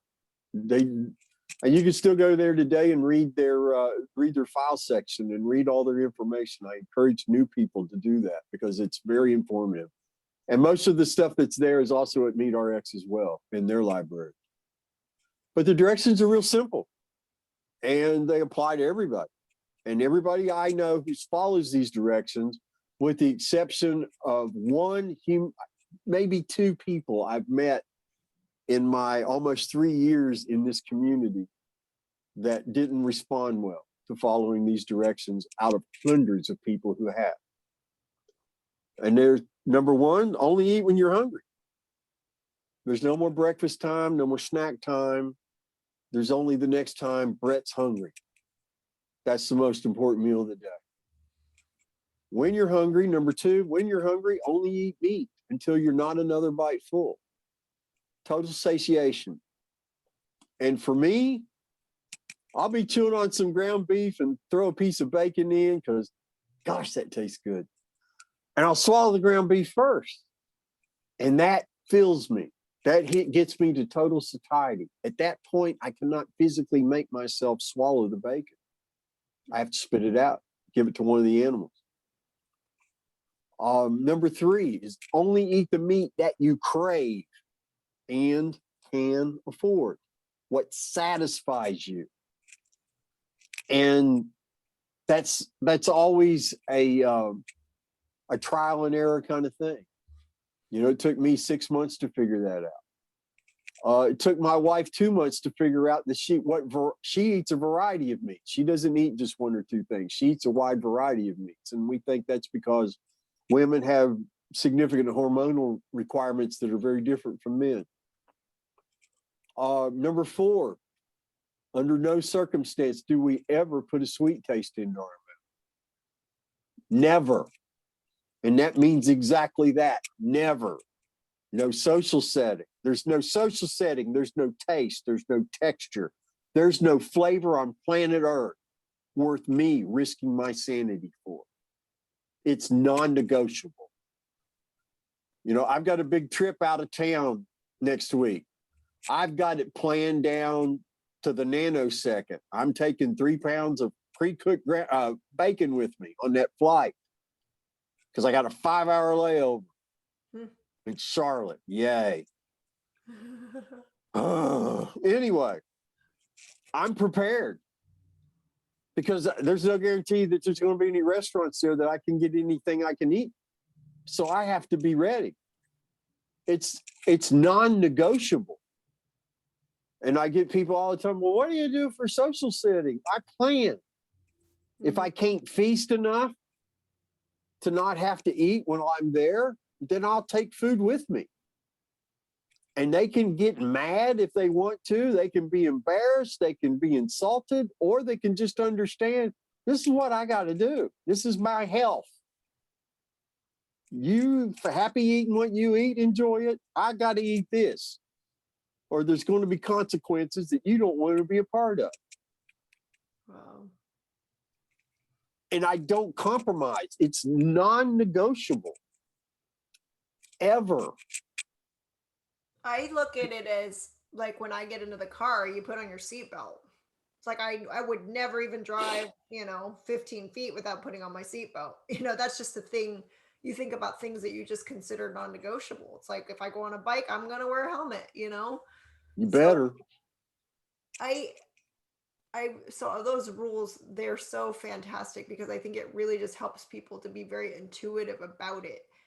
I mean, like you said, those are really the only guiding principles that you need to be successful. It's the foundation for every meal I have every day. That's my guide. And until it leads me astray, I'm going to stick with it. Now, eventually, I'm certain that my body's going to say, okay, maybe a little less bacon, maybe some more, maybe you need some seafood, or maybe you need to go to a different type of meat. Maybe you need to go to steaks again. Whatever. My body will let me know, because then whatever I'm eating won't taste as good. It won't be as satisfying, and it won't be something I have to guess about. Right. My body will let me know, dude, it's time to be different and eat something different. And that's the other piece of it, is not only do you learn to trust yourself, but you learn to trust your body. You get attuned Absolutely. to your own actual instincts, the way the body's designed to know what it needs, right? Absolutely. And that creates more confidence than you could ever imagine. Just that right there, being able to recognize your body's own natural signals, whether it's hunger, anxiousness, concern, whatever it is that's going on with you internally. You can be made aware of it if you open your mind and listen and keep your ego out of the way. I think that's the biggest thing. I tell all my new clients, the people that succeed at this way of eating are the folks who take their ego and their scales and put them in the trunk of the car where it will do them the most good. That's so smart. I mean, it's so true, because if you let your ego get in the way, you're not going to have access to because you can't see from where you are where you're going to end up, right? And so your ego will block that. It will block you from being able to access and unlock that world that we've discovered. So I love what you said about that creates confidence. And I know you said you didn't immediately feel confident, but in terms of your performance, like with music and your creativity, your productivity, where did you see gains over time in shifting to carnivore? Well, first I had to wait until I healed enough to where I knew. You see the picture of me at my lowest weight. I look like a pencil. I have no musculature. I have nothing. I'm weak as a wet paper bag. And I knew I had to heal enough and that I would know when it was safe for me to go to a gym. But even then, I knew when I went to the gym, I had to be very careful. I was so weak. You know, I was the guy in the corner who's just lifting the bar doing curls. There's no weights added to it because that's all I could manage. And I just took my time. And I think that's another thing, the mistake that people make. They want everything to happen right now. And healing takes time. You've got to be patient. And so I focused first on getting stronger. And with the strength that I was able, I built muscle. And if you go far enough back in my Instagram, you'll see the transformation start to happen. I go from this stick to suddenly there's these, I didn't know that this was called bringing the guns out. I never heard any of that. I was never a bodybuilder. When I lifted weights when I was an athlete, it was for the purposes of whatever sport I was playing. I wasn't about appearance and all that kind of thing. And, when I first heard, I think maybe it might have been Coach Dana that, oh, look at those guns. I had never heard that before. And then when I learned what it was, and I while this change was happening, I was not like standing in the mirror taking selfies every day until I noticed that it mattered to other people. Other people were getting benefit from seeing me in my weightlifting videos and pictures that I would take while I was working out. But it was never, let's go stand in front of the mirror and admire ourselves because, geez, we look hot now. Oh, I was never like that. And I'm still not like that. But I like seeing the improvement. I like seeing myself in the mirror now and seeing where I've improved. But getting stronger first mattered. And that's where I started really gaining confidence, not just in their way of eating, but just about everything in general. I was much more responsive because of my weight room training. And at the end of 2019, I was finally satisfied that I could start trying to lift again like I did when I was a teenager, and start trying to pick up heavier and heavier things. And then right before COVID happened, I got a phone call. My mom needed me to come back to West Virginia to help her take care of my dad during the last weeks of his life in home hospice. And then COVID happened while I was literally in the air on my way there. And when I came back, all the gyms were shut down. That was horrible for me. Because that's when I learned just how dependent I had become upon that 3 or 4 days a week of going and lifting. But then fortunately, we live in Florida, and things got free here a lot quicker than they have most other places. And the gyms opened back up in June of last year. And I changed gyms, and I started doing kettlebells. And I found that to be very wonderful and very good at building more confidence. Less joint pain with those movements. And then somebody out of the most incredible kindness, I never imagined this in a million years. Somebody gifted me an X3 bar in September of last year. Wow. And I've been using that, and that's really immensely improved my self-confidence. As I get stronger, I get even more confident. And it's confidence, it's not arrogance. You know, I recognize fully my limitations. I'll never be the next Sean Baker. It's never going to happen. None of us. And but my goal is to get the washboard stomach again, because I used to have that when I was young, and I want it back. And there's no reason that I'm a whole lot closer to it now than I was when I started. Yeah. And I'm starting to see signs that mostly what's in my tummy area now is loose skin, not fat. And you can only really see the loose skin when I assume the sit-up or the push-up position. And then it looks so ridiculous. It looks like somebody put baseballs in my belly or something. There's just these little weird clumps of skin that hang down. But the confidence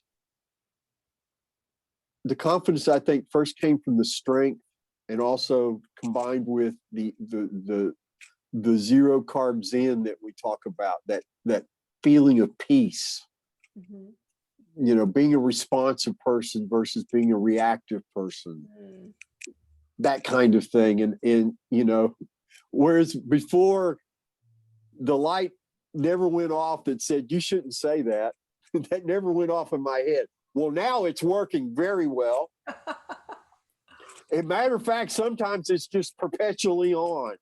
Just don't say that either. Just don't say anything at all for a while. Just sit there quietly. It's better if you do that. And I can do that now.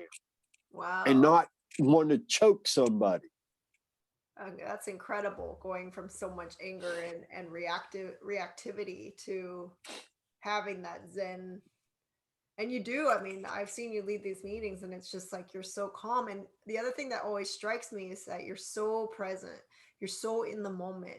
You're not caught up in your ego. You're looking and seeing. You can see suffering in other people's eyes. It's like, that's why I call you Yoda, because you literally do the Jedi mind trick, where, you know, when you see each of us, you can look at the whole room and know who's doing well and who's not doing well. And like, you know, something's in their face. But it's like, when you're caught up in your own muck, there's no way you can see, you know, where someone else is at and what their need is. So I'm always just shocked. I watch you look at someone, you say, I know something's going on with you, please share about it. And then sure enough, they've got something going on, you know. I might have done that to you once or twice. Huh?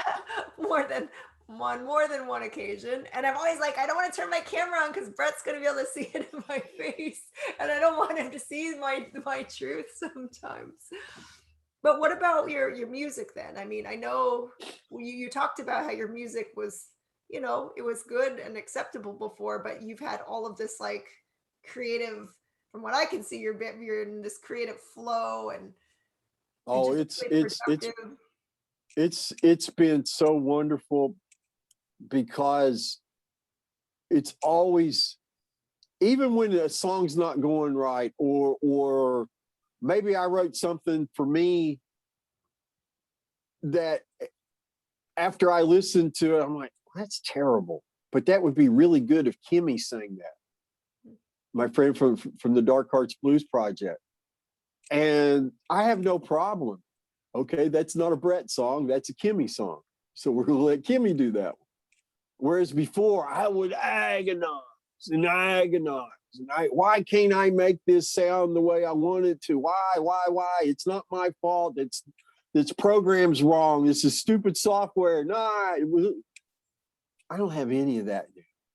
I come in here, I never set out, okay, today I'm going to write a song about X, Y, and Z. It just happens, you know. I fire up the piano program, and what happens. And it's always a joyful experience. It's not hard. It's not difficult. It's not life or death like it was before. It's music. It's important. It has meaning. It has value. And it's joyful. Now, I still write in minor keys a lot. And I first thought, well, that's just a habit you're going to have to break. But then I realized you can write in a minor key and still have a major chorus that's very uplifting and positive. Wow. And so, you know, in minor keys, it's where you get a lot of the emotional, you can take people on an emotional journey in a powerful way.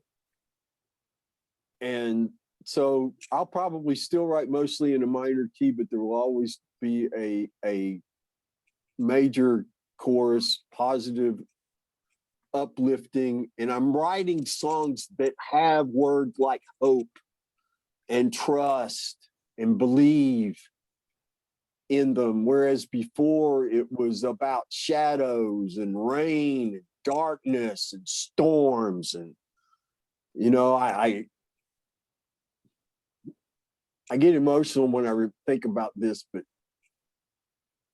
I can make a guitar cry. I can make it wail. I can make it moan. I can make it do all sorts of anguish sounds. But making it sing just sometimes was just damn near impossible. Now it's a lot easier now. I can make it sing a little bit. I'm not where I want to be with it yet. But it's a whole lot better than it ever was before. And I'm a much better player now than I was before, which really shocked me, because after my depression symptoms went away on the 24th day, this thing that I could not go a day without holding in my hands became a thing that I'm like, why do I even have this? There was just nothing there anymore. The muse was gone. The need that I had that drove me so hard for so many years just vanished. It went away with the depression.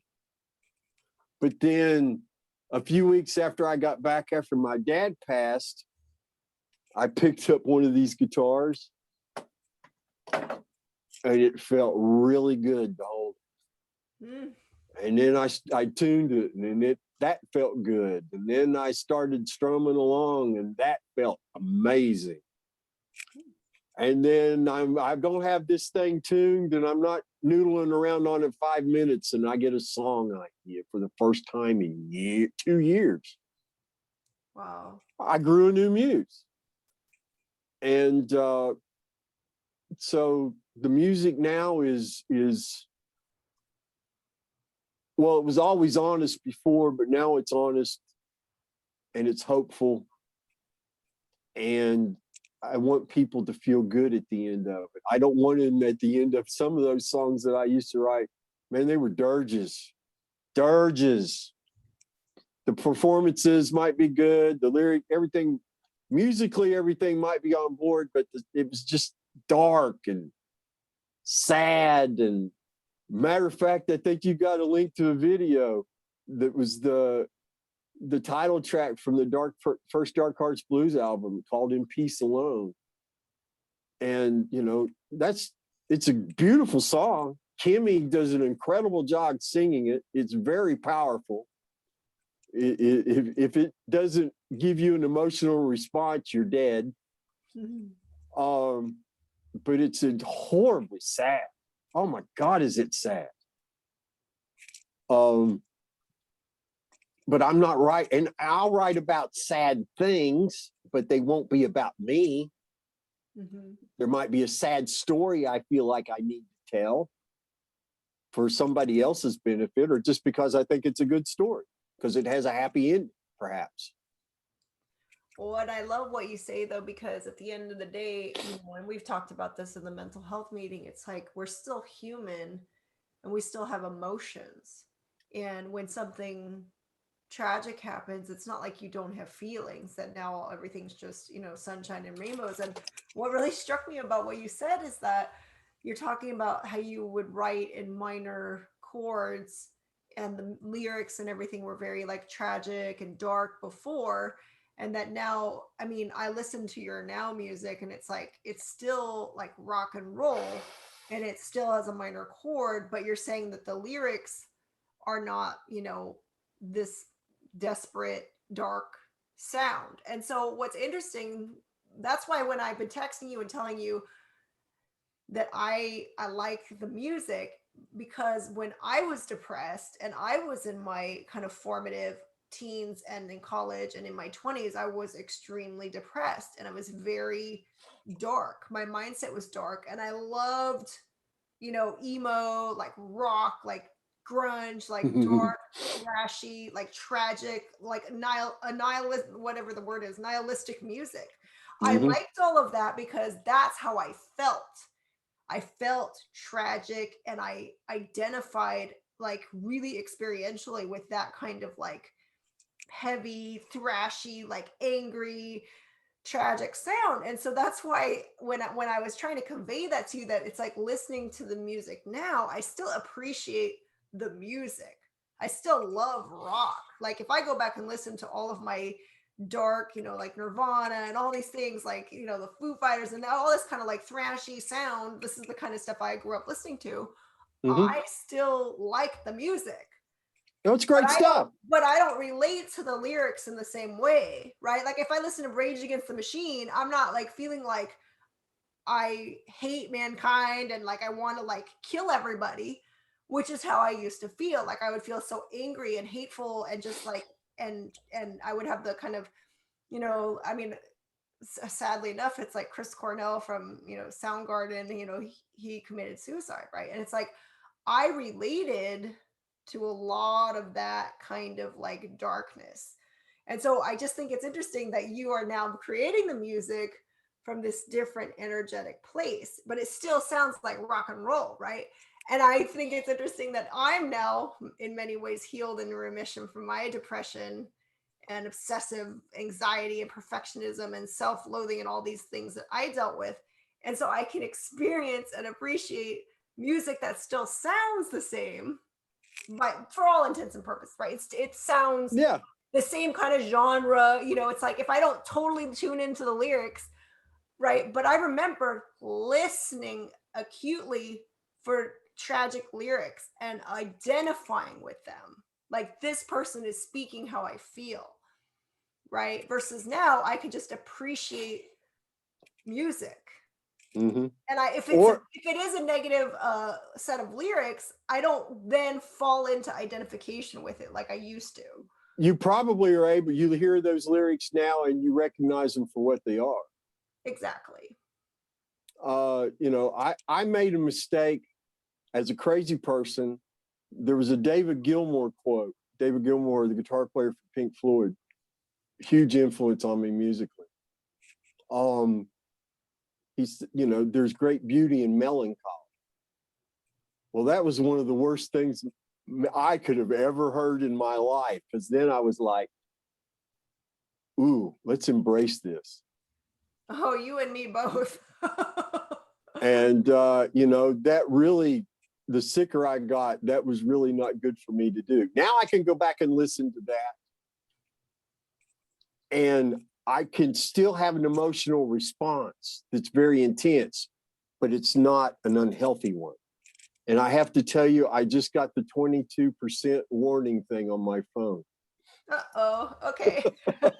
Well, that's a sign for us to to I've enjoyed this immensely, though. It doesn't seem to me like almost 2.5 hours have passed. It really doesn't.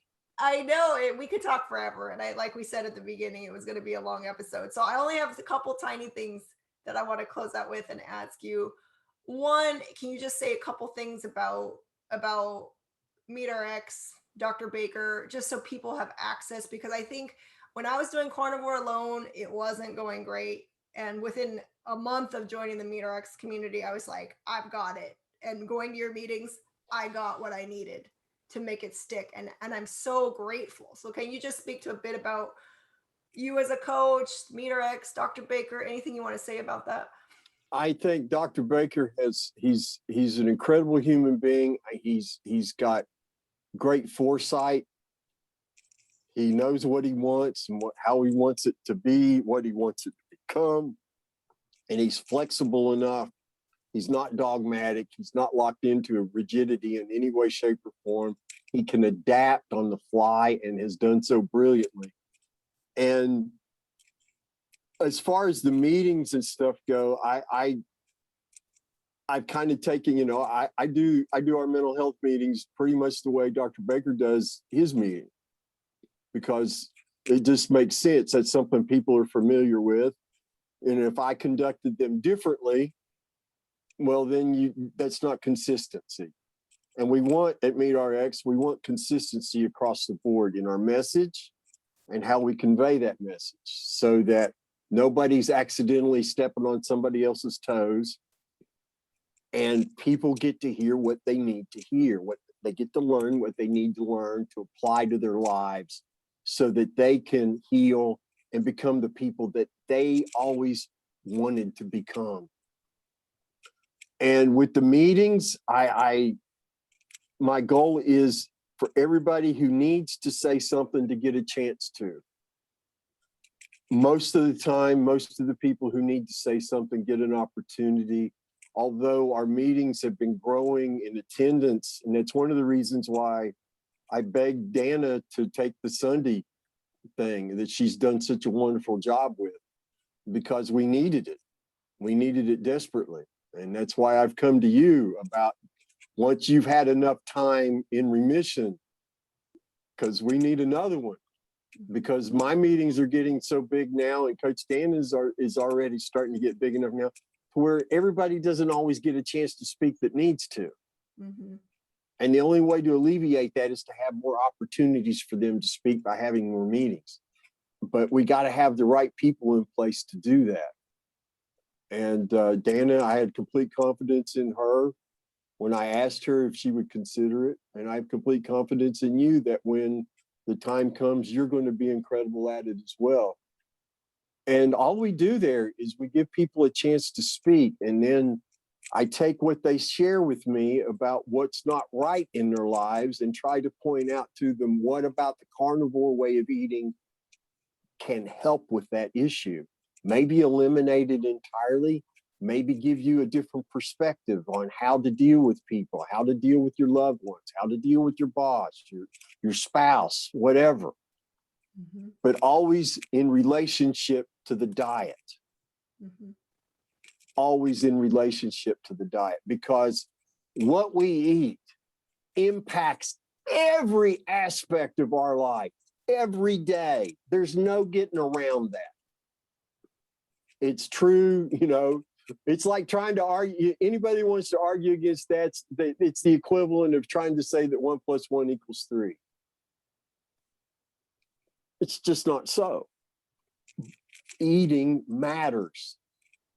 And I've been so blessed to see, folks like yourself and many others, people that we know, they've come in and they've been sick, they've been miserable.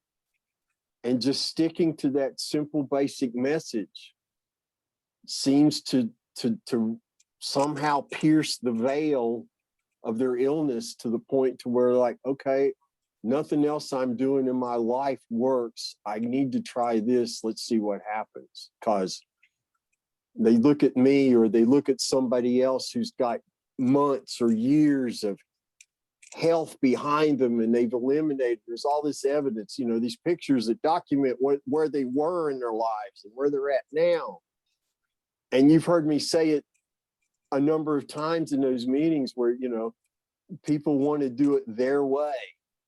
I'm like, you can't get to where we're at. You can't get to where I'm at, where you want to be, where you deserve to be, by not following the directions. You can't get, you're never going to heal and still consume sugar. It just doesn't happen. If it did, that's what we would coach and teach. Right. You know, we wouldn't make it hard. But I just try to be consistent, and I want to be as good a listener as I can. And MeatRx provides me that opportunity to help folks on a level that I always dreamed about doing, but I'm so thankful that I actually get to do that. That, you know, and that's why I was so incredibly proud of you and Dana the other night, because you all accomplished so much and came so far. And you all did the hardest part of all of it. But I helped nudge you in the directions you needed to be nudged. That's all I did, was nudge you. I'm not Yoda, despite your kindness in saying so. I've just got experience. I've got really good observational skills when I use them. And I recognize mental illness in people that in many cases, sometimes they're not able to recognize in themselves. With scary accuracy. I really don't like being able to do that some of the time. You know, I'd like to be able to go out with my wife and go somewhere and not see somebody and observe them long enough to be able to read just how miserable their life is. But you learn to, I just take what I learned from it and try to apply it the next place I can do good with.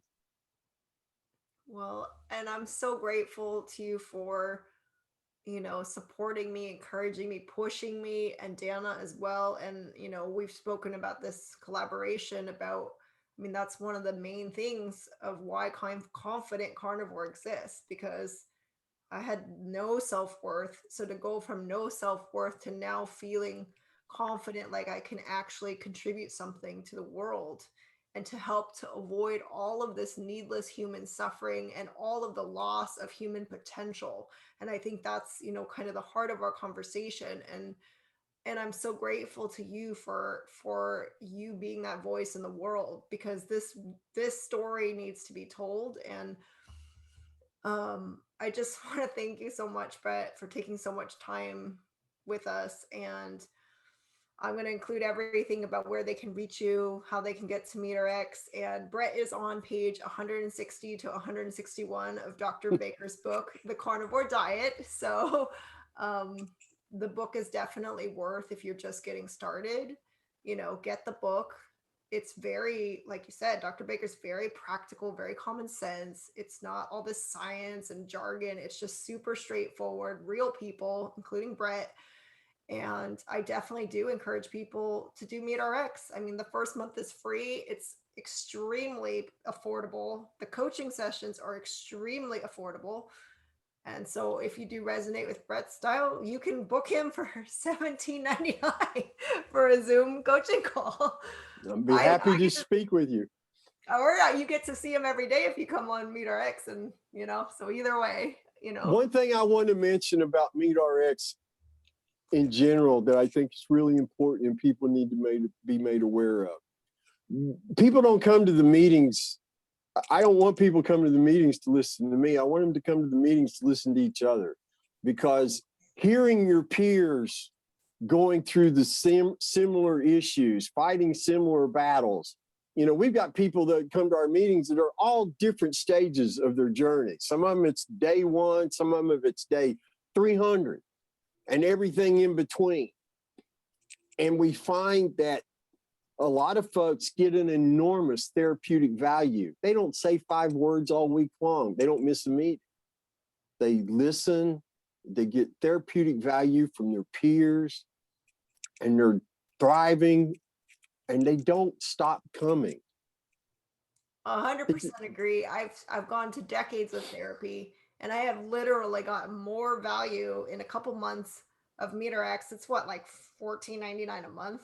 I paid for the whole year, and it's even less. Then it's like $12.99 a month, and it's like you pay more more for your Netflix subscription than that, you know. Oh yeah, big And like time. you said, it is that group. It's the group of hearing everybody, feeling supported, and it's really, I do think it's important to be really successful on the journey, because it's a journey of healing your physical health, but a journey of healing yourself as well, right? Your mental, physical, emotional, spiritual health, all of it. I'm So going to disappear on you in a second against my okay, will, because the battery's saying, "Oh no, we're about to go into survival mode." well, let's say goodnight and goodbye for now, and thank you so much, Brett. I'm so grateful to you for this conversation. It's life changing for me and for others, so I really appreciate you for Well, everything. Janice, I am so grateful for this chance. This has been a wonderful conversation. I'm so thankful we had it. I pray that somebody who needs to hear it will. I pray everybody who needs to hear it will hear it. And just so that you could learn that you don't have to suffer anymore. And that no matter how difficult life gets for you, no matter how little hope you see, as long as you've got something to be thankful for, you've got a reason to keep trying, and you've always got something to be thankful for. Thank you, Brett. Thank you, Janice. We'll see you next time. Thank you so much.